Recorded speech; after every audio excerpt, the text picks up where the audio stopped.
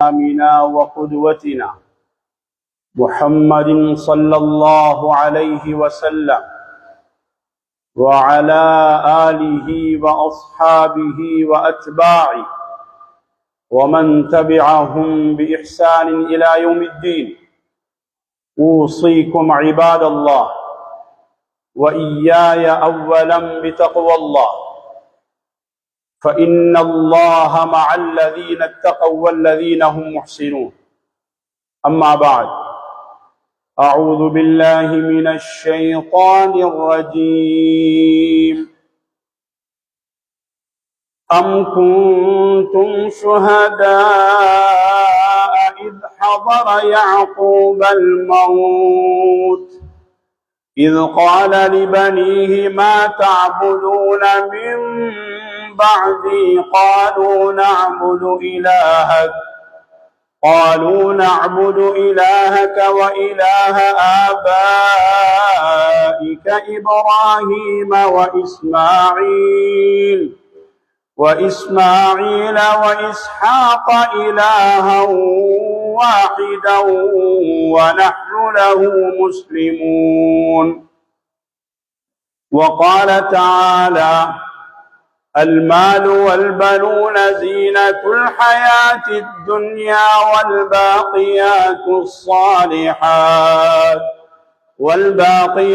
الصالحات خير عند ربك ثوابا وخير أملا. صدق الله العظيم. எல்லா புகழும் புகழ்ச்சியும் ஏகவல்லனாயன் அல்லாஹ் ஒருவனுக்கே. அல்ஹம்துலில்லாஹ். ஸலாத்தும் ஸலாமும் இறுதி தூதர் கண்மணி நாயகம் முஹம்மது ஸல்லல்லாஹு அலைஹி வஸல்லம் அன்னார் மீதும், அன்னாருடைய தோழர்கள், தாபிஈன்கள், தபஉ தாபிஈன்கள், கியாமத் வரை உலகிலே வாழக்கூடிய அல்லாஹ்வின் நல்லடியார்கள் அனைவர் மீதும் அல்லாஹுவின் ரஹ்மத் காலமெல்லாம் உண்டாகட்டுமாக. புனிதமான ஜுமாவுடைய கடமையை நிறைவேற்றுவதற்காக வேண்டி அல்லாஹ் தஆலாவின் மாளிகையில் நேரகாலத்தோடு வந்து இஅ்திகாஃபுடைய நியத்தோடு அமர்ந்திருக்கும் அல்லாஹுவின் நல்லடியார்களே, சகோதரர்களே, பெரியோர்களே, நம்முடைய வாழ்க்கையில் எல்லா நிலைமைகளிலும் அல்லாஹ் தஆலாவின் கட்டளைகளை எடுத்து நடந்து கொள்ளுமாறும், அவனால் விலக்கப்பட்ட விடயங்களில் இருந்து விலகி வாழ்ந்து கொள்ளுமாறும் முதலில் இந்த அடியானையும் அடுத்ததாக உங்களையும் நான் வசியத்தும் நசீஹத்தும் செய்து கொள்கிறேன். கண்ணியத்திற்குரிய சகோதரர்களே, பெரியோர்களே, ஒரு சிறப்பான முஹர்ரம் மாதத்தின் நடுப்பகுதியில் இருந்து கொண்டிருக்கின்றோம். இன்றைய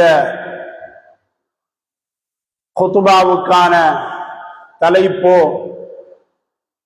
அல்லாஹ் தஆலா நமக்கெல்லாம் அருள்கொடையாக, பாக்கியமாக, கொடையாக வழங்கியிருக்கின்ற பிள்ளைகளை எந்த நிலைமையில் நாங்கள் இந்த உலகிலிருந்து விடைபெறுகின்ற பொழுதோ விட்டு செல்ல வேண்டும், இவர்களை எப்படி நாம் இந்த உலகத்திலே வளர்க்க வேண்டும், நமக்கென்ன பொறுப்புகள் இருக்கிறது பிள்ளைகளினுடைய விவகாரங்களில் என்ற தலைப்பை இங்கு வழங்கப்பட்டிருக்கிறது.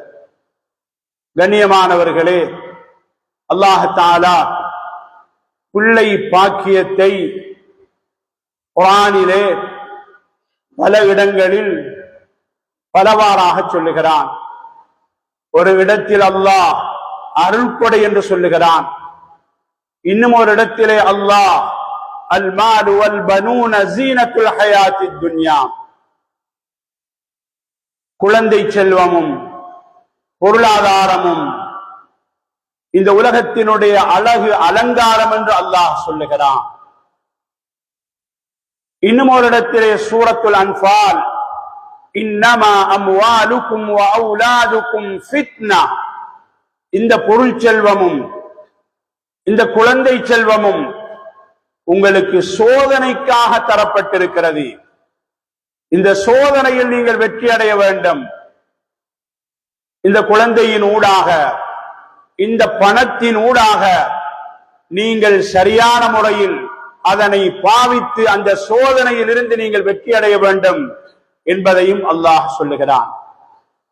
லில்லாஹி முல்குஸ் ஸமாவாதி வல் அர்த் யக்லுகு மா யஷாஉ யஹபு லிமன் யஷாஉ இனாஸா வ யஹபு லிமன் யஷாஉ ذுகூர். அல்லாஹ் வானம் பூமிக்கு சொந்தக்காரன். அவன் நாடுகின்ற பொழுது கொடையாக ஆண் குழந்தையை கொடுக்கிறான். அவன் நாடுகின்ற பொழுது கொடையாக சிலருக்கு பெண் குழந்தைகளை கொடுக்கிறான். இன்னும் சிலருக்கு அல்லாஹ் ஆண் குழந்தை பெண் குழந்தை என்று அல்லாஹ் அவர்களுக்கு சேர்த்தே கொடுக்கிறான். இன்னும் சிலருக்கு அல்லாஹ் யாருக்கு நாடுகிறானோ ஆண் குழந்தையும் கிடையாது பெண் குழந்தையும் கிடையாது, குழந்தை பாக்கியம் அற்றவர்களாக அல்லாஹ் அவர்களை ஆக்குகிறான். எல்லாவற்றையும் அவன் நன்கு அறிபவன், எல்லாவற்றின் மீதும் அவன் ஆற்றலுடையவன். அப்படித்தான் அந்த வசனத்தை அல்லாஹ் சொல்லி முடிக்கிறான். கண்ணியமானவர்களே, அல்லாஹ் நமக்கு தந்திருக்கின்ற குழந்தைகள் அதனை பாக்கியம் என்று சொல்வதா, அதனை அருள் கொடை என்று சொல்வதா, அதனை உலகத்தின் அழகு அலங்காரம் என்று சொல்வதா, அல்லது அதனை சோதனை என்று சொல்வதா, வேதனை என்று சொல்வதா? கண்ணியமானவர்களே, இவைகளை எல்லாம் அல்லாஹ் அந்த பெற்றோருடைய பொறுப்பிலே அல்லாஹ் தந்திருக்கிறான். கண்ணியமான சகோதரர்களே, குர்ஆனிலே வல்லாஹு ஜஅல லக்கும் மின் அன்ஃபுசிக்கும் அஸ்வாஜா வஜஅல லக்கும் மின் அஸ்வாஜிக்கும் பனீன வஹஃபதத்தன் வரஸகக்கும் மினத் த்யய்யிபாத். அல்லாஹ் தஆலா ஒரு இடத்தில் சொல்லுகிறான், உங்களிலிருந்து உங்களுக்குரிய சோடிகளை அல்லாஹ் படைத்திருக்கிறான். மேலும் வஜஅல லக்கும் மின் அஸ்வாஜிக்கும் பனீன வஹஃபதத்தன், உங்கள் மனைவிமார்களில் இருந்து அல்லாஹ் பிள்ளைகளை தந்திருக்கிறான், பேரன் பேத்திகளை அல்லாஹ் தந்திருக்கிறான். அஃபபில் பாத்தில் யுமினூன பினிஅமத்தில்லாஹ், அல்லாஹ் வழங்கி இருக்கின்ற இந்த அருள் பாக்கியங்களை நீங்கள் நிராகரிக்கிறீர்களா? அவைகளை உதாசீனம் செய்கிறீர்களா? தவறான வழிமுறைகளின் மூலமாக இந்த அல்லாஹ் கேள்வியாகவும் கேட்கிறான். கண்ணியத்திற்குரிய சகோதரர்களே, பெரியோர்களே, அல்லாஹ் தஆலா இந்த உலகத்திலே நமக்கு தந்திருக்கின்ற விலை மதிக்க முடியாத செல்வம் தான் குழந்தைகள். ஒரு அடியான் மரணித்த பிறகும் அவனுக்கு தொடராக நன்மை போய் சேருகிறது என்றால் அந்த குழந்தையினுடைய தொழுகையின் மூலமாக, அந்த குழந்தையினுடைய குர்ஆன் திலாவத்தின் மூலமாக, அந்த குழந்தையினுடைய விக்ரின் மூலமாக, அந்த குழந்தையினுடைய சதகா தர்மத்தின் மூலமாக எந்தெந்த நன்மைகளை அந்த பிள்ளைகள் இந்த பூமியிலே செய்கிறார்களோ அத்தனை நன்மைகளில் அந்த பெற்றோருக்கு பங்கிருக்கிறது. அந்த நன்மைகள் அந்த பெற்றோருடைய பதிவேட்டிலே பதிவு செய்யப்படுகிறது. அந்த மீட்டர் ஓடிக்கொண்டே இருக்கும். கண்ணியமானவர்களே, ஏனென்றால் அப்படியான ஒரு நிலையான ஒரு சொத்தை இந்த பூமியிலே அந்த தாயும் தந்தையும் புத்திசாலித்தனமாக அந்த பிள்ளைகளை வளர்த்து விட்டு சென்றால் அந்த நன்மைகள் அந்த தாய்க்கும் தந்தைக்கும் போய் சேரும் என்பதை நபி ஸல்லல்லாஹு அலைஹி வஸல்லம் 3 விடயங்களை அடையாளப்படுத்தி சொன்னார்களே: நிலையான தர்மம், பயனுள்ள கல்வி, நல்லொழுக்கமுள்ள குழந்தை கேட்கின்ற துஆ. அடிக்கடி நாங்கள் கேட்கின்ற ஹதீஸ். இதை விட ஒரு செல்வம் இந்த பூமியில் இருக்குமா? வங்கியிலே பணத்தை வைப்பிலிட்டு சென்று விட்டால் அந்த பணத்தை வாப்பா தந்தை மரணித்த பிறகு அதனை பங்கிடுவதில் எத்தனை பிரச்சனை, பிள்ளைகளுக்கு மத்தியில் பிரச்சனை, மனைவிமார்களுக்கு மத்தியில் பிரச்சனை. கண்ணியமானவர்களே, இதை விடவெல்லாம் பிள்ளைகளுக்கு மார்க்கத்தை, ஒழுக்கத்தை, தீனை கொடுத்துவிட்டு மரணித்தால் அந்த தாயும் தந்தையும் அந்த சொத்தின் மூலமாக நன்மை அடைகிறார்கள் என்பதை அல்லாஹ்வுடைய தூதர் ஸல்லல்லாஹு அலைஹி வஸல்லம் சொன்னார்கள். அப்படியாக இருந்தால் இந்த பிள்ளைகளுடைய விடயத்தில் எந்த அளவு பொறுப்புள்ளவர்களாக நானும் நீங்களும் இருக்கிறோம். சஹாபாக்கள் பிள்ளைகள் அல்லாத மனித உயிர்கள் அல்லாத மிருகங்களுடைய விடயத்திலும் கூட கவனம் செலுத்தினார்கள். உமர் இப்னுல் கத்தாப் ரலியல்லாஹு அன்ஹுடைய ஆட்சி காலம், இஸ்லாமிய சாம்ராஜ்யத்தினுடைய ஜனாதிபதி சொல்லுகிறார்கள், என்னுடைய ஆட்சியில் ஈராக்கிலே இந்த நகரத்திலே பாதைகள் எல்லாம் சீராக செப்பனிடப்பட்டு விட்டது. ஆனாலும் ஒரு இடத்தில் உள்ள பாதை சரியான முறையில் செப்பனிடப்படவில்லை, சீர் செய்யப்படவில்லை. அந்த மோசமான பாதையில் ஒரு கழுதை நடந்து செல்லுகின்ற பொழுது அந்த கழுதை குழியிலே விழுந்து அதனால் ஏதாயினும் ஒரு காயம் ஏற்படுமாக இருந்தால் அந்த கழுதையுடைய விடயத்தில் அல்லாஹ் நாளை மறுமையில் என்னை நிறுத்தி கேட்பான், நீ ஒரு தலைவராக இருந்தாய், நீ ஒரு ஆட்சியாளராக இருந்தாய், அந்த பாதையை சீர் செய்யாத காரணம் என்ன? உமர் இப்னு கத்தாப் ரலியல்லாஹு அன்ஹு அவர்கள் இதை பற்றி யோசித்தார்கள். என்னுடைய ஆட்சி, ஒரு தலைவர், நாட்டை ஆளுபவர், ஊரை ஆளுபவர், கிராமத்தை ஆளுபவர், ஒரு மாகாணத்தை ஆளுபவர், அவர் நாளை பதில் செல்ல வேண்டும். ஆளப்படுகின்றவர்களுக்கு, தனக்கு கீழுள்ளவர்களுக்கு செய்ய வேண்டிய சேவைகளை சரியான முறையில் செய்யவில்லை.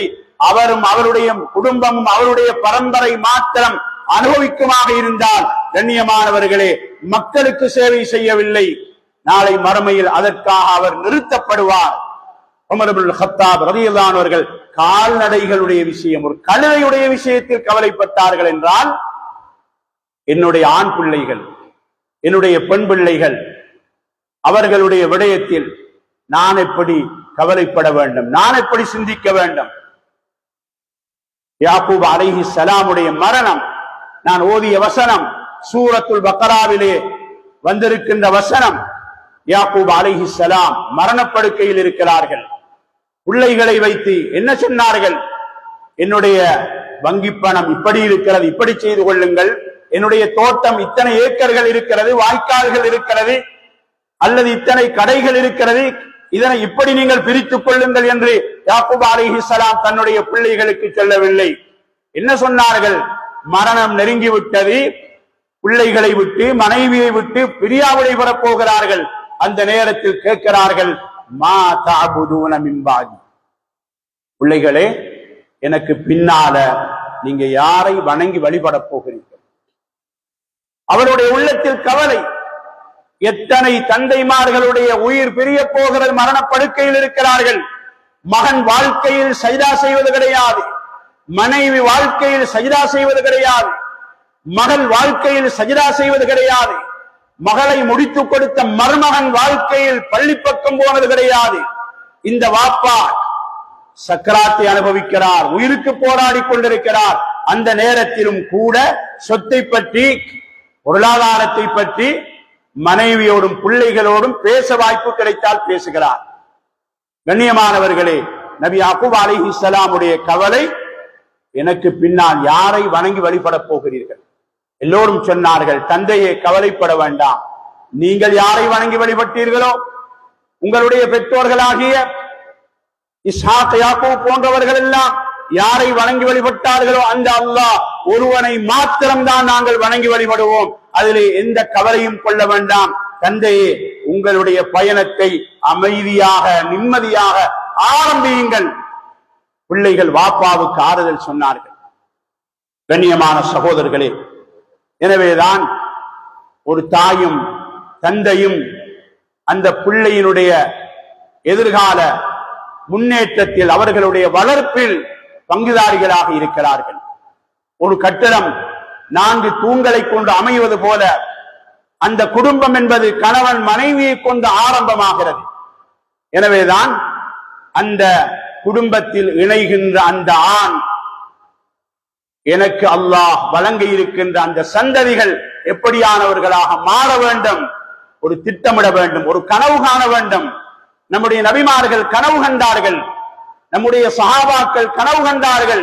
என்னுடைய மனைவி எப்படி இருக்க வேண்டும், அவள் இருக்க வேண்டிய இடத்தில் இருந்தால்தான் அவளுடைய மடியிலே வளர்கின்ற பிள்ளைகள் சீரானவர்களாக வளருவார்கள். முன்னோர்கள் சொன்னார்கள், அல் உம்மு மதுரஸத்துன் ஒரு தாயினுடைய மடிதான் அந்த பிள்ளைக்குரிய ஆரம்ப பாடசாலை. மக்தப் அல்ல, நேசரி அல்ல, பாடசாலை அல்ல, குர்ஆன் மதரசா அல்ல, அரபு மதரசா அல்ல. அந்த தாயினுடைய மடிதான் அந்த பிள்ளைக்குரிய ஆரம்ப பாடசாலை. அப்படியாக இருந்தால் அந்த தாயை எப்படியாக தெரிவு செய்ய வேண்டும்? ஒரு முஸ்லிமான ஆண் ஒரு மாற்று மத சகோதரியை தன்னுடைய வாழ்க்கை துணைவியாக தெரிவு செய்தால், அவள் தொடர்ந்தும் இஸ்லாம் அல்லாதவளாக வாழ்ந்தால், அந்த மனைவியோடு சேர்ந்து கிடைக்கின்ற அந்த குழந்தைகளுக்கு எதிர்காலத்திலே அந்த தாய் ஒரு உண்மையான தாயாக மாற முடியாது. எத்தனை பிள்ளைகளை பெற்றாலும் அந்த தாயானவள் விபச்சாரியேதான். அந்த தாய் அந்த பிள்ளைக்கு உண்மையான தாயாக மாற முடியாது. அந்த தாயானவள் இந்த ஆணுக்கு உண்மையான மனைவியாக ஆக முடியாது. ஒரு முஸ்லிமான பெண் ஒரு அந்நிய மாற்று மத சகோதரனை திருமணம் முடித்திருக்கிறார். கண்ணியமானவர்களே, அவர் இஸ்லாத்திலே நுழையவில்லை. அந்த கணவன் மரணித்து விட்டார். அந்த கணவனுடைய சொத்திலிருந்து இந்த மனைவிக்கு பங்கு போகாது. அந்த தந்தையினுடைய சொத்துக்களில் இருந்து இந்த பிள்ளைகளுக்கு பங்கு போகாது. ஏன்? அங்கு இஸ்லாம் ஈமான் அங்கு தடையாக அமைகிறது. எனவேதான் தெரிவு செய்கின்ற மனைவி ஒரு முஸ்லிமான பெண்ணாக இருக்க வேண்டும். தெரிவு செய்கின்ற கணவன் முஸ்லிமான ஆணாக இருக்க வேண்டும், மூமினாக இருக்க வேண்டும். அல்லாஹ்வை நம்பி வாழுகின்ற ஒரு மூமினான ஆணாக பெண்ணாக அமைகின்ற பொழுதுதான் அந்த பிள்ளைகளுக்கு மூமினான தாயாக, மூமினான தந்தையாக அந்த தாயும் தந்தையும் அமைவார்கள். கண்ணியமானவர்களே, நபி ஸல்லல்லாஹு அலைஹி வஸல்லம் சொன்னார்கள், முஸ்லிம்ல பதிவாகியுள்ள ஹதீஸ், ஹஜ்ரத் அப்துல்லாஹ் பின் அம்ர் இப்னு அல்-ஆஸ் உடைய ரிவாயத், அத்-துன்யா மதா வ கைரு மதாஇஹா அல்-மர்அத்து ஸாலிஹா, இந்த உலகம் சொற்பகாலம் அனுபவிக்கக்கூடிய ஒரு இடம். சொன்னார்கள் ஸல்லல்லாஹு அலைஹி வஸல்லம், இந்த உலக வாழ்க்கையில், இந்த உலகத்தில் உள்ள பொருட்களில் எல்லாம், சொத்து செல்வங்களில் எல்லாம், தங்கம், மரகதம், வைரூதியம், இன்னொரு பொருட்கள் இருக்கிறதோ எல்லாவற்றிலும் சிறந்த ஒரு பொருள் இருக்குமாக இருந்தால் அதுதான் சாலிஹான மனைவி. அந்த மனைவிதான் இந்த உலகத்திலே சிறந்த செல்வம் என்பதாக கண்மணி நாயகம் ஸல்லல்லாஹு அலைஹி வஸல்லம் சொன்னார்கள். எந்த மனைவி அந்த கணவனுக்கு உதவியாக இருப்பாவோ, அந்த கணவனுடைய தீனை, மார்க்கத்தை பாதுகாப்பதற்கு சதாவும் உதவியாக வாழ்வாவோ, அந்த பெண் தான் சிறந்த பெண் என்பதாக கண்மணி நாயகம் ஸல்லல்லாஹு அலைஹி வஸல்லம் சொன்னார்கள். கண்ணியமானவர்களே, நம்முடைய நபிமார்கள், அவர்களுடைய தாய்மார்கள் உண்மையானவர்களாக, நல்லொழுக்கம் உள்ளவர்களாக அமைந்த பொழுதுதான் அவர்களுடைய மடியிலே பிறந்து வளர்ந்த அந்த ஆண் பிள்ளைகள் நபிமார்களாக மாறினார்கள். நபி மூசா அலைஹிஸ்ஸலாம் ஒரு ஆபத்தான, ஒரு சவாலான காலம் அவர்கள் பிறந்திருக்கிறார்கள். வரலாறு தெரியும். ஆண் குழந்தைகள் எல்லாம் கொல்லப்படுகிறார்கள். நபி மூசாவை எப்படி பாதுகாப்பது, நபி மூசாவுக்கு அந்த தாயானவள் எப்படி பாலூட்டுவது? வஅவ்ஹைனா இலா உம்மி மூசா அன் அர்தஇ, நாம் மூசாவுக்கு கட்டளையிட்டோம் பாலூட்டுமாறு. நீங்கள் பயந்தா, அந்த குழந்தைக்கு பாலூட்டுவதற்கு பயந்தா கடல் சமுத்திரத்தில் போடுங்கள். அந்த குழந்தையை நாங்கள் ஒரு நாள் உங்களிடத்தில் மீட்டி தருவோம். இன்னா ராதுஹு இலைக், மீட்டி தருகின்ற பொழுது ஒரு நபியாக தருவோம், ஒரு ரசூலாக தருவோம். அல்லாஹ்வினுடைய வாக்குறுதி. கண்ணியமானவர்களே, சிலை வணங்கிகள் அரச வீட்டு பிள்ளைக்கு, அரச வீட்டு அரண்மனையிலே வளர்கின்ற பிள்ளைக்கு பாலூட்டுவதற்காக வேண்டி ஊரில் உள்ள தாய்மார்கள் எல்லாம் தயாராக இருக்கிறார்கள். அல்லாஹ் சொல்லுகிறான், வஹர்ரம்னா அலைஹில் மராதிஅ மின் கப்ல், அத்தனை தாய்மார்களும் பாலூட்டுவதற்கு தயாராக இருந்தாலும் மூசா குறிப்பதற்கு தயாராக வேண்டுமே. மூசா அந்த தாய்மார்களுடைய மார்புக்கு முன்னால பால் குறிப்பதற்கு தயாரில்லை. தன்னை மூசா திருப்பிக் கொள்கிறார். எப்பொழுது அந்த தாய் அல்லாஹ்வினுடைய ஏற்பாடு பாலூட்ட வருகின்றாவோ அப்பொழுதுதான் நபி மூசா அலைஹிஸ்ஸலாம் அந்த தாய் யூகாபித் என்ற அந்த பெண்மணியிடத்திலிருந்துதான் பாலை குடிக்கிறார். அல்லாஹ்வினுடைய ஏற்பாடு, அல்லாஹ்வினுடைய திட்டமிடல். ஒரு நபியாக வரப்போகிறார். இந்த சிலை வணங்கி பெண்களுடைய பாலை குடிக்க கூடாது. அந்த தாயுடைய பால் தான் மூசாவுக்கு போய் சேர வேண்டும். எதிர்காலத்தில் ஒரு நபியாக வரப்போகிறார். அல்லாஹ் திட்டமிடுகிறான். ஒரு நபியினுடைய தாய் எப்படி இருக்க வேண்டும்? கண்ணியமானவர்களே, உமர் இப்னு கத்தாப் ரலியல்லாஹு அன்ஹுடைய காலம் ஒரு மனிதர் வருகிறார், வந்து சொல்லுகிறார், கலீஃபா அவர்களே, என்னுடைய மகன் என்னை கடுமையாக நோவிக்கிறார், கடுமையாக தொந்தரவு செய்கிறார், அவருக்காக உபதேசம் செய்யுங்கள். உமர் இப்னு கத்தாப் ரலியல்லாஹு அன்ஹு அவர்கள் உபதேசம் செய்தார்கள். நீண்ட நேரம் உபதேசம் செய்த பிறகு அந்த மகன் கலீஃபாவை நோக்கி கேட்கிறார், கலீஃபா அவர்களே, நான் ஒரு கேள்வி கேட்கட்டுமா உங்களிடத்தில்? கலீஃபா சொன்னார்கள், ஆமா, நீங்கள் சொன்ன உபதேசத்தை நான் செவிமடுக்கிறேன். என்னுடைய தந்தை எனக்கு செய்ய வேண்டிய மிக முக்கியமான கடமை எது என்பதாக நீங்கள் உணர்கிறீர்கள்? கலீஃபாவிடத்திலே அந்த மகன் கேட்டார். கலீஃபா சொன்னார், மகனே, உங்களுடைய தந்தை உங்களுக்கு செய்ய வேண்டிய கடமைகளில் மிக முக்கியமான கடமை உங்களுக்கு பொருத்தமான மார்க்கமுள்ள ஒரு தாயை தெரிவு செய்ய வேண்டும். அதுதான் உங்களுக்கு செய்ய வேண்டிய மிக முக்கியமான கடமை. கலீஃபா அவர்கள் சொன்னார்கள்.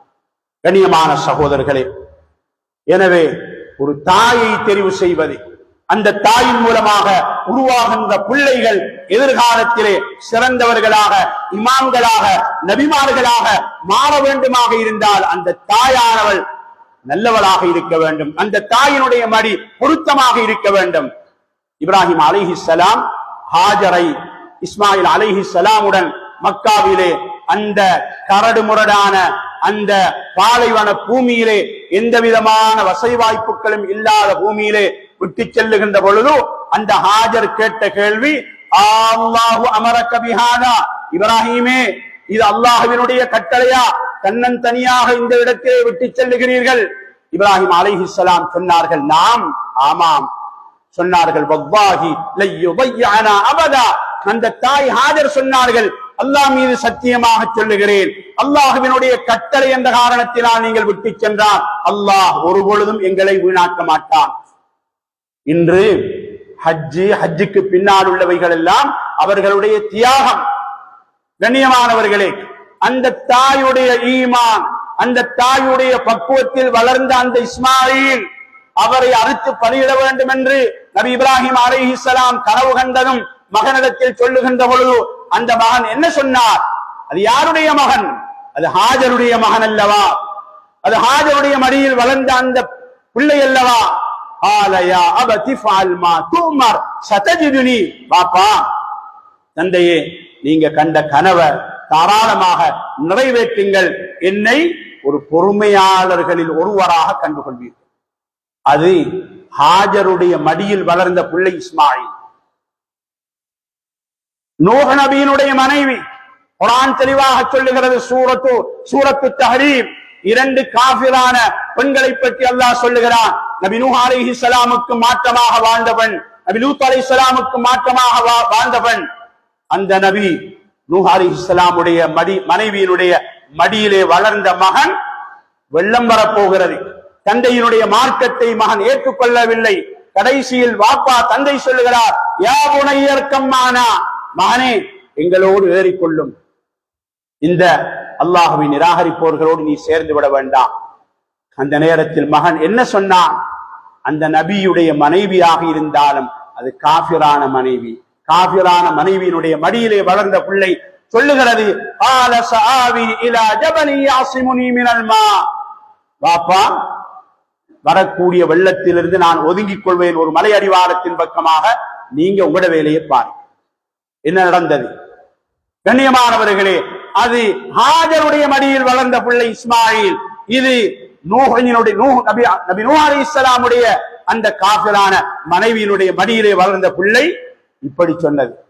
ஏன் இதை சொல்லுகிறேன் என்றால், பிள்ளைகள் வளர்கின்ற பொழுது அந்த பிள்ளைக்கு பொருத்தமான மடி கிடைக்க வேண்டும். தாயும் தந்தையும் போசாக்கான உணவை கொடுக்கிறார்கள், போசாக்கான சாப்பாட்டை கொடுக்கிறார்கள். அந்த பிள்ளைக்கு ஈமானுடைய போசாக்கு இருக்கிறதா? ஈமானுடைய போசாக்கை கொடுத்திருக்கிறோமா? வளர்ந்திருக்கிறது. வீட்டிலே பள்ளியும் வளர்கிறது, வீட்டிலே பூனையும் வளர்கிறது, வீட்டிலே ஏனைய செல்ல பிராணிகள் எல்லாம் வளர்கிறது. அதுபோல அல்ல, பிள்ளைகள் ஈமானுடன் வளர்க்கப்பட வேண்டும். அதனாலதான் திட்டமிட வேண்டும். ஒரு தொழிற்சாலைக்கு நோக்கம் இருக்கிறது, ஒரு பாடசாலைக்கு நோக்கம் இருக்கிறது. பாடசாலையினுடைய காரியாலயத்தில் மிஷன் என்றும் விஷன் என்றும் எழுதியிருக்கிறார்கள். எங்களுடைய நோக்கம் என்ன, எங்களுடைய பார்வை என்ன, எங்களுடைய பணிக்கூட்டு என்ன? அந்த பணிக்கூட்டுக்கு மாற்றமாக அந்த தொழிற்சாலை இயங்கினால், அந்த பாடசாலை இயங்கினால், அந்த கல்வி நிறுவனம் இயங்கினால் மிக வேகமாக அதை மூட வேண்டிய காலம் ஏற்படும். கண்ணியமானவர்களே, எனவேதான் நம் முன்னோர்கள் திட்டமிட்டார்கள். குழந்தை பிறப்பதற்கு முன்பதாகவே மரியமுடைய தாயார் ஹன்னா எப்ப கர்ப்பம் தரித்து விட்டதோ, குழந்தையினுடைய அசைவுகள் ஏற்பட ஆரம்பித்ததோ, மரியம் என்ன சொன்னார்கள்? இன்னி நதர்து லக மா ஃபீ பத்னி முஹர்ரரா. யா அல்லாஹ், வயிற்றிலே உருவாகிய குழந்தையை நான் பைத்துல் முகத்தஸுக்காக நான் நேர்த்தி வைத்துள்ளேன், நேர்த்தி வைத்து விட்டேன். குழந்தை பிறக்கவில்லை. குழந்தை பிறப்பதற்கு முன்பதாகவே அந்த தாய் அந்த குழந்தை பற்றி கனவு காணுகிறார். இமாமனா ஷாஃபிஈ ரஹிமஹுல்லாஹ் அவர்களுடைய குழந்தை நடக்கவில்லை, பால் குடிக்கிறது. பால் குடிக்கின்ற பொழுதே உதுவுடன் பாலை குடிப்பாட்டி அந்த குழந்தை எதிர்காலத்திலே ஒரு இமாமாக உருவாக வேண்டும் என்று அந்த தாய் கனவு காணுகிறார். கண்ணியமானவர்களே, இதே போலதான் ஷரியாத் வழிகாட்டி இருக்கிறது. ஒரு ஆண் ஒரு பெண்ணை திருமணம் முடிக்கிறாள். மணக்கின்ற பொழுது ஆரம்பத்திலே அந்த தாயினுடைய, அந்த பெண் பிள்ளையினுடைய, அந்த பொண்ணுடைய, அந்த மணாளியினுடைய நெற்றி முடியை பிடித்து அந்த நேரம் என்ன கேட்க வேண்டும்? அவளுடைய அழகை பார்த்து ரசிப்பதா, அல்லது அவள் அணிந்திருக்கின்ற நகைகள் அணிகலன்களை பார்த்து ஆச்சரியப்படுவதா, அல்லது அந்த சோதனைகளை பார்த்து ஆச்சரியப்படுவதா? இல்லை, அந்த பெண்ணினுடைய நெற்றி முடிகளை பிடித்து அல்லாஹ்விடத்தில் கேட்க வேண்டும். யா அல்லாஹ், அல்லாஹும்ம இன்னி அஸ்அலுக கைரஹா வ கைர மா ஜபல்தஹா அலைஹி வ அஊது பிக மின் ஷர்ரிஹா வ மின் ஷர்ரி மா ஜபல்தஹா அலைஹி. யா அல்லாஹ், இந்த பெண்ணிடத்திலிருந்து உன்னிடத்தில் நலவை கேட்கிறேன்.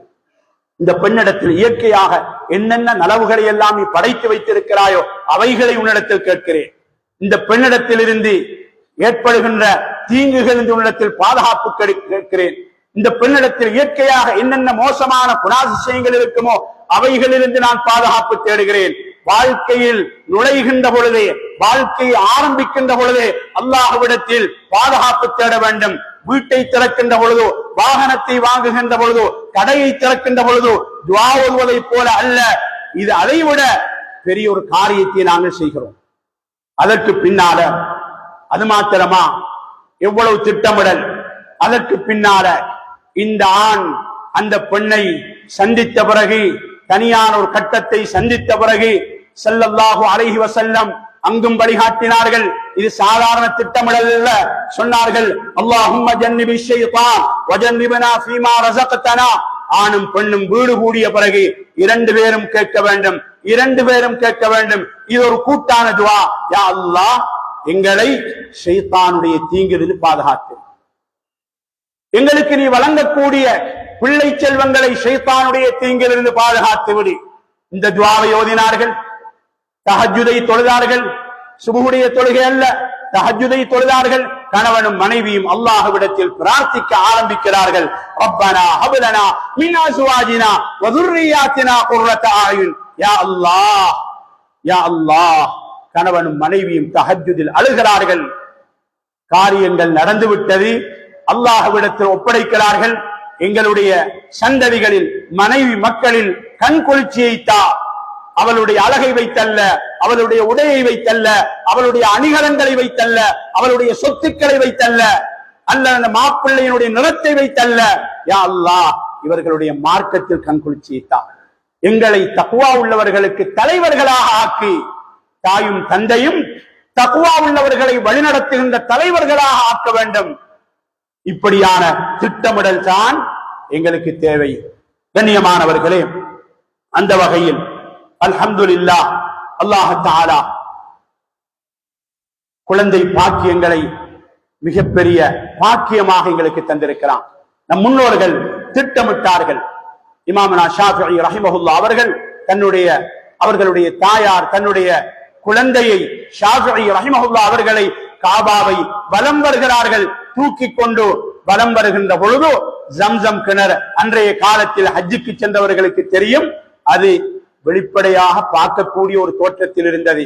அங்கிருந்து அபாபின் ரவா ரலியல்லாஹு ரஹிமஹுல்லாஹ் ஒரு பெரிய ஒரு அறிஞர், பெரிய ஒரு மாமேதை, ஃபிக்ஹுடைய சட்டதிட்டங்களை ஹஜ்ஜாஜிகளுக்கு கற்றுக் கொடுத்துக் கொண்டிருக்கிறார். அந்த நேரத்தில் இமாமனா ஷாஃபிஈ ரஹிமஹுல்லாஹ் அவர்கள் கனவு காணுகிறார்கள்.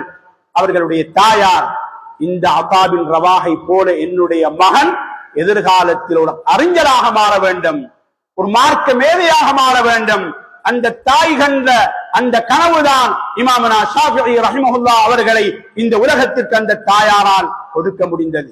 இன்று அந்த தாய் மன்னரையில், அந்த இமாம் ஷாஃபிஈ மன்னரையில் அவர்களுடைய மஸ்அலாக்கள் சட்டதிட்டங்கள் இந்த பூமியிலே அமல் செய்யப்படுகின்ற காலமெல்லாம் அந்த தாய்க்கும் அந்த இமாம் ஷாஃபிஈ ரஹிமஹுல்லாஹ் அவர்களுக்கும் நன்மைகள் போய் சேருகிறது.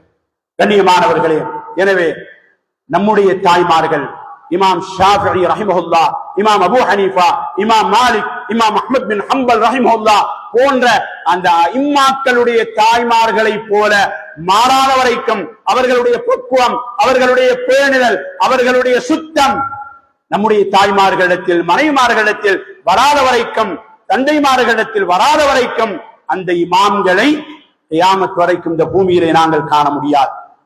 ஆகையினால அன்புக்குரிய சகோதரர்களே, ஒரு குழந்தை பிறந்தது, 7வது நாள் அந்த குழந்தைக்கு அழகான பெயரை வைக்க வேண்டும், அழகான பெயரை வைக்க வேண்டும். அந்த பெயரை உச்சரிக்கின்ற பொழுது மொடனாக இருக்க வேண்டும், அப்படி இருக்க வேண்டும், அது வேகமாக உச்சரிக்கப்பட வேண்டும், அது ஒரு வித்தியாசமான கோணத்தில் அது உச்சரிக்கப்பட வேண்டும். கண்ணியமானவர்களே, இப்படி அல்ல, நல்ல பெயருள்ள நல்ல பொருளை தாங்கிய ஒரு பெயரை அந்த குழந்தைக்கு, குழந்தை பிறந்த 7வது நாள் வைப்பது அந்த தாய் தந்தையினுடைய பொறுப்பு. அந்த குழந்தையினுடைய தலை முடியை எடுப்பது, வலிப்பது 7வது நாள் அந்த பெற்றோருடைய கடமை. அதே போல அந்த முடியை, அந்த முடியினுடைய எடைக்கு சமமாக வெள்ளியிலே பணத்தை சதகா தர்மம் செய்வதும் அந்த 7வது நாள் நிறைவேற்ற வேண்டிய சுன்னாக்களில் ஒன்றாகும். 7வது நாள் ஆண் குழந்தையாக இருந்தால் 1 வயது நிரம்பிய 2 ஆடுகள், பெண் குழந்தையாக இருந்தால் 1 வயது நிரம்பிய ஒரு ஆட்டை அகீகாவாக கொடுப்பதும் மிக முக்கியமான சுன்னாவாக இருக்கிறது. அடுத்ததாக அந்த குழந்தைக்கு தேவையான கல்வியை கொடுக்க வேண்டும். இந்த உலகத்திலே வாழ்வதற்கு தேவையான என்னென்ன துறைகள் தேவையோ அதை கொடுக்க வேண்டும். அந்த குழந்தைக்கு தேவையான மார்க்க அறிவை கொடுக்க வேண்டும், மிக முக்கியம். அந்த குழந்தைக்கு தேவையான மார்க்க அறிவை கொடுக்க வேண்டும். எல்லா கலைகளிலும் அவர் கற்றிருக்கிறார், எல்லாம் தெரியும், தொழிலா, உலகளாவிய கல்விகளா, எல்லா துறைகளிலும் பிரகாசிக்கிறார். ஆனால் அவரிடத்தில் மார்க்கம் இல்லை. அந்த பிள்ளைக்கு குர்ஆனை கற்றுக் கொடுக்கவில்லை, அந்த பிள்ளைக்கு தொழக்கூடிய சட்டதிட்டங்களை கற்றுக் கொடுக்கவில்லை, தந்தையினுடைய ஜனாசாவை வைத்து தொழுவிக்கின்ற அந்த முறைகளை கற்றுக் கொடுக்கவில்லை என்றால் அந்த பிள்ளைக்கு நான் தந்தையாக இருப்பதற்கு எனக்கு எந்த தகுதியும் கிடையாது. அந்த பிள்ளைக்கு தந்தை என்று சொல்வதற்கு எனக்கு எந்த தகுதியும் கிடையாது. கண்ணியமானவர்களே, கவலையான விடயம், தந்தையினுடைய ஜனாசாவை தொழுவிப்பதற்காக வேண்டி மகன் வருகிறார், ஜனாசா வைக்கப்பட்டிருக்கிறது, கண்கூடாக பார்க்கிறோம். 4 தக்பீர்களை கொண்ட தொழுகை, 3வது தக்பீர்ல மகன் சலாம் கொடுத்து விடுகிறார். சமீபத்தில் நடந்த ஒரு நிகழ்வு, எனக்கு முன்னால நடந்த நிகழ்வு. என்னை தொழுவிக்குமாறு குடும்பத்தில் முடிவு செய்தார்கள். ஆனால் ஆண் பிள்ளை இல்லை, மருமகன் வெளிநாட்டில் இருந்து வந்தார். 12 மணி நேரங்களுக்கு மேலால் ஜனாசா வைக்கப்பட்டிருந்தது. மருமகன் தொழுவிக்க தயாராகி முன்னால போனார். மருமகன் முதல் தக்பீர்ல சூரா ஃபாத்திஹாவை சத்தமாக ஓத ஆரம்பிக்கிறார். இல்லை, முஅத்தின் நிறுத்தினார். அவர் திரும்பினார். ஹஜரத்துக்கு அந்த சந்தர்ப்பத்தை கொடுங்கள், தொழுவிக்கட்டும். இல்லை, நான் தான் தொழுவிக்க போகிறேன். அந்த மகன், அந்த மருமகன் மீண்டும் தக்பீரை கட்டி உள் சூறாவை ஓத ஆரம்பிக்கிறார். கண்ணியமானவர்களே, இந்த தாயும் தந்தையும் எவ்வளவு பெரிய அநியாயத்தை செய்திருக்கிறார்கள். துபையிலே பெரிய ஒரு நிலைமையில் இருக்கிறார். பெருந்தொகை கொடுப்பனவு சம்பளத்தை பெறுகிறார். அந்த மருமகன் தொழுவிப்பதற்காக அந்த ஜனாசா வைக்கப்பட்டிருக்கிறது. ஜனாசாவை தொழுவிப்பதற்கு கூட அந்த தாயும் தந்தையும் மார்க்கத்தை படித்துக் கொடுக்கவில்லை. மூன்றாவது தக்பீரில் அல்லாஹும்ம ஃபிர் லஹு வர்ஹம்ஹு அந்த தந்தைக்காக அந்த தாய்க்காக துஆ செய்வதற்கு அந்த மகனுக்கு படித்துக் கொடுக்கவில்லை என்றால் இந்த தாயும் தந்தையும் எவ்வளவு பெரிய அநியாயத்தை செய்திருக்கிறார்கள். அந்த மகன் நாளை அல்லாஹ்வினுடைய சன்னிதானத்தில் சொல்ல போகிறான், இந்த தாயும் தந்தையும் உன்னுடைய வார்த்தைகள் குர்ஆனை எனக்கு படித்து தரவில்லை, மார்க்கத்தை படித்து தரவில்லை, சதாவும் காலம் பூராவும் தொழில் கல்வி, காலம் பூராவும் பாடசாலை கல்வி, காலம் பூராவும் ஐடி அதனோடு சம்பந்தப்பட்ட கல்விகளுக்காகவே என்னுடைய தாயும் தந்தையும் என்னை தியாகம் செய்தார்கள், அர்ப்பணித்தார்கள். கண்ணியமானவர்களே, எத்தனை கோர்ஸ்கள் முடிப்பதற்காக இங்கிருந்து பெண்களை கொழும்புக்கு அனுப்புகிறார்கள். கேக் தயாரிப்பதற்கு, தையல், அந்த துறைகள் இந்த துறைகள் என்று ஆண்களை பெண்களை தாயும் தந்தையும் செலவு செய்து அனுப்புகிறார்கள். நாளை என்னுடைய ஜனாசாவை வைத்து தொழுவிப்பானா என்னுடைய மகன்? நாளை எனக்காக என்னுடைய மகள் அல்லாஹ்விடத்தில் கண்ணீர் வடிப்பாளா? கண்ணியமானவர்களே, மார்க்கத்தை கொடுங்கள். மார்க்கத்தில் அனாதையாக மனைவியை பிள்ளைகளை விட்டுச் சென்றால் நம்முடைய கபர் அது நெருப்பு குண்டமாகும். இன்று சில பகுதிகளில் தாயும் தந்தையும் மகனை கொண்டு போய் போலீஸ்ல கொடுக்கிறார்கள். இந்த மகன் வேணாம், இவன் ஒரு போதை வியாபாரி, இந்த கணவன் எனக்கு வேணாம், இந்த கணவன் வீட்டில் இருப்பதை விட காவல் ஜெயிலில் இருக்கட்டும், சிறையில் இருக்கட்டும், என்னுடைய பிள்ளைகளை அப்பம் சுட்டு வடை சுட்டு லேரியா சுட்டு நான் வளர்க்கிறேன். ஏன்? போதை கடுமையாகிவிட்டான். மகன் தாய் குளியலறையில் குளித்த அந்த வீடியோக்களை எடுத்து வெளிநாட்டுக்கு அனுப்பி கசப்பான உண்மை சொல்லித்தான் ஆக வேண்டும். தந்தையிடத்தில் கேட்கிறான், இந்த வீடியோவை நான் சோசியல் மீடியாவிலே பகிர்வேன், எனக்கு போதை வஸ்து வாங்குவதற்காக இத்தனை ரியால்கள் அனுப்ப வேண்டும். தந்தையோடு மகன் முரண்படுகிறான். குறித்த சொத்தை எனக்கு எழுதி தர வேண்டும், இல்லை என்றால் இதோ கத்தி இருக்கிறது தந்தையே, உனக்கு கதையை முடித்து விடுவேன். யாருடைய பிள்ளை? என்னுடைய பிள்ளை. பருவ காலத்தில் ஈமானை கொடுக்கவில்லை, சொத்தை கொடுத்திருக்கிறோம், வாகனத்தை கொடுத்திருக்கிறோம், தோட்டத்தை கொடுத்திருக்கிறோம், பிள்ளையை வளர்த்திருக்கிறோம், உடம்பு வளர்ந்திருக்கிறது, ஈமான் இல்லை, இஸ்லாம் இல்லை. இது இன்னமா அம்வாலுக்கும் அவுலாதுக்கும் ஃபித்னா. குர்ஆன் சொல்லுகிறதே, இதுதான் உங்களுக்கு சோதனை, இந்த பிள்ளைகள் தான் உங்களுக்கு வேதனை. கண்ணியமானவர்களே, இந்த நிலைமையிலிருந்து பேசக்கூடிய என்னையும் உங்களையும் அல்லாஹ் பாதுகாக்க வேண்டும். எனவே பேர் வைப்பது போல பிள்ளை வளர்ந்த பிறகு வாலிபத்தை பாதுகாக்க வேண்டும், பெண் பிள்ளைகளினுடைய வாலிப பருவத்தை பாதுகாக்க வேண்டும், ஆண் பிள்ளைகளினுடைய வாலிப பருவத்தை பிள்ளைகள் பாதுகாக்க வேண்டும், பெற்றோர்கள் பாதுகாக்க வேண்டும், கண்காணிப்பு இருக்க வேண்டும். யாருடன் நட்பு வைத்திருக்கிறார்கள், யாரை நண்பனாக தெரிவு செய்திருக்கிறார்கள்? தாயினுடைய தந்தையினுடைய கடமை எங்கே செல்லுகிறது? பிள்ளைகள் வகுப்புக்கு செல்லுகிறார்களா அல்லது வேறு எங்கு செல்லுகிறார்கள்?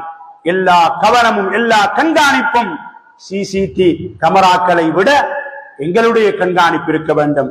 முடிந்த வரைக்கும் எங்களுடைய சக்திக்கேற்றவாறு. அடுத்ததாக கண்ணியமானவர்களே, அந்த பிள்ளைகள், நாலாவது விஷயம் முடிவுக்கு வருகிறேன். அந்த பிள்ளைகள் வளர்ந்த பிறகு பருவ காலத்தில் பொருத்தமான அந்த மகளுக்கு பொருத்தமான மாப்பிள்ளையை, பொருத்தமான அந்த மகனுக்கு பொருத்தமான பெண்ணை மார்க்கத்தை அடிப்படையாக வைத்து, பணத்தை, அழகை, நிறத்தை, சொத்தை அடிப்படையாக வைத்து அல்ல, மார்க்கத்தை, தீனை அடிப்படையாக வைத்து திருமணம் செய்து கொடுக்கப்பட வேண்டும் என்பதையும் அல்லாஹ்வுடைய தூதர் வழிகாட்டி இருக்கிறார்கள். கடைசியாக அந்த பிள்ளைகளை எப்படி நாங்கள் விட்டு செல்ல வேண்டும்?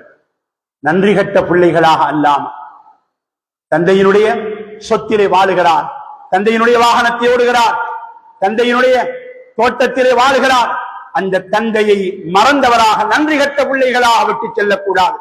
குர்ஆன் தெளிவாக சொல்லுகிறது. சூரா இஸ்ராவிலே நீண்ட வசனம்.